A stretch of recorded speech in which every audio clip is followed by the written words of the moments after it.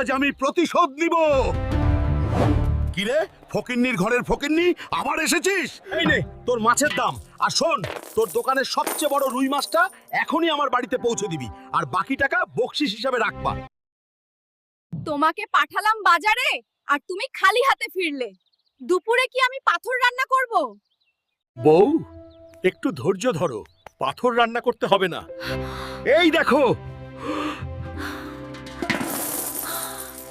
সোনার কয়েন ভর্তি কলস পেয়েছি। আর কোনো চিন্তা নেই, আমাদের দিন ঘুরে গেছে। তবে একটা কথা, যে পাখিটা গুপ্তধনের নকশা এনে দিয়েছে তাকে একটা ধন্যবাদ দেওয়া উচিত।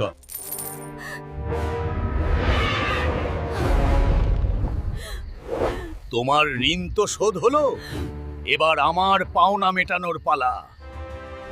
বন্ধুরা, পরবর্তী পর্ব পেতে এখনই চ্যানেলটা সাবস্ক্রাইব করো আর ভিডিওটা লাইক করো।